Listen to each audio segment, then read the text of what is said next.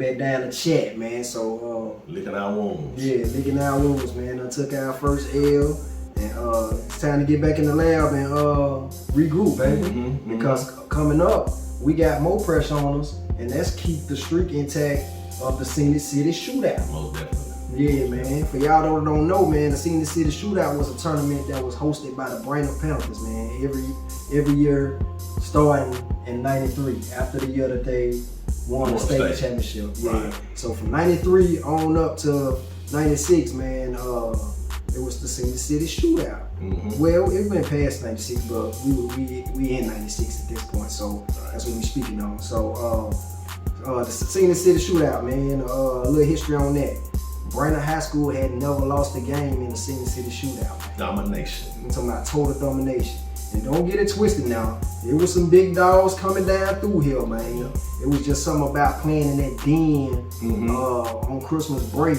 You know what I'm saying? Against the Brainerd Panthers, man. It was just a certain type of magic that we carried, you know what I'm saying, during that time, man. And we didn't take no L's. We had a nice home court advantage ourselves. Yeah, for sure. We held it down at the crib, for sure. Yeah, man. It was a lot of big time stars came through there, man. And we wasn't the only local teams that played in the tournament that year. I want to say City played in it. Right. I don't know about Taylor, but Baylor, Chattanooga Christian. Yeah. You know what I'm saying? They was all matched up with out of town teams. You know what I'm saying? It was all the local teams against out of town teams in that first round. You know what I'm saying? And in our particular matchup, we was going against a team, and they was big time. You know what I'm saying? Yeah. And one of their main player, his last name was Kellum. Right. He was the relative of Eddie Kellum, who was on the '92 state championship team, and he was arguably the MVP of that team.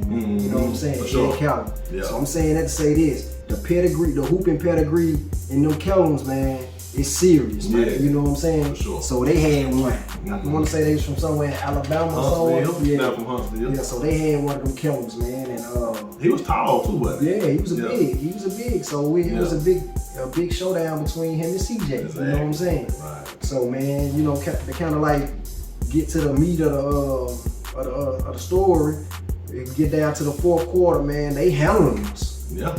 They handling us that game. Yeah, bro. we on the ropes. You know, I'm talking about on the ropes at home, the streak on the line. Yeah. Man, we can't be the first team to lose in the Scenic City Shootout, man. Exactly. Come on, man. We can't have that. Yeah. So I want to say, man, they was up 3 with less than a minute left or something like that. That's right. Yeah. So back against the wall, but we rallied.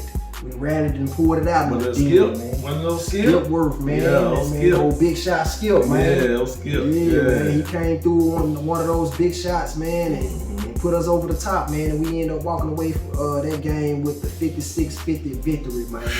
You know what I'm saying? Escaped the first round of the Scenic City Shootout, man. But that kind of set the tone. They kind of set the pace. I think that us having to have that dog fight, especially coming off that loss up in Austin East, I think that kind of gave us the competitive edge and fire that we needed going forward. You know what I'm saying? Throughout the rest of that tournament and going on. You know, just give us that sense of urgency with what we need to compete. You know what I'm saying? Because everybody ain't gonna just lay down. Right. So we got that win, man. I want to say that put us at 8-1. Put us at 8-1. We move on to the next team, man. I want to say the name was Winona or something like that. But regardless of what their name was, shellacked them. You know what I'm saying? I'm talking about shellacked them. Right. You know what I'm saying? So that set us up for the title game against another Alabama team. And I wanted to say they had a big dog though. They had old Marvin Stone. Oh, yeah. He later on went to play for Kentucky. You know what I'm saying? Yeah, that's right. Yeah, so that was a big time championship game. But at the but at the end of the day, shellacked them. You know what I'm saying? So I want to say that put us at 10-1, man. Feeling good. Yeah, feeling good, man. Getting ready. Feeling good. Man, but get what though? If the road don't get no easier, my brother. Cause you know what we headed, right? I already know. Man, let's talk about it. We headed to we got 2 situations going on. Okay. For one, we going to the Arby's. So just going that alone is something. It's a big deal. That's a big time. Not only are we going to the Arby's, we got the showdown with the rematch with the Science Hill Toppers, who just spanked us in the state championship game the year before by 20. Right. We got them opening night, prime time in the Arby's Classic, man. You know what I'm saying? And for y'all that don't know about the Arby's Classic, man. Let's talk about it, man. Man, in the 90s, man, the Arby's Classic. That's a big time tournament. Man, probably one of the top 3 in the country. That's what I was about to say. That's a big time tournament, high school in the country. We ain't just talking about down here in Tennessee or the South. Right. Talk about, man, big dogs come through there. I'm talking about all big dogs, man. They used to have this, when they give you the program, they had a list of all the players, the professional players that came through there, and that list that long, man. I'm talking about that's where you go to get your measuring stick to where you stand up against top talent in the country, man. Yeah. And we had to go up there and play the rematch against the Science Hill Toppers, man. And at this point, man, I want to say, go ahead, get I want to ask you, because Science Hill, at this point, they top dogs ranked nationally. They ranked number 5 in the Nation on one poll and number 8 on another poll. The USA Today poll, they either ranked number 8 or number 5, and then the USA Today or something, or the ESPN or something, they ranked the other. They up there. Yeah, they on a 32 game win streak. They got all 5 stars returning from the state championship team. Yeah.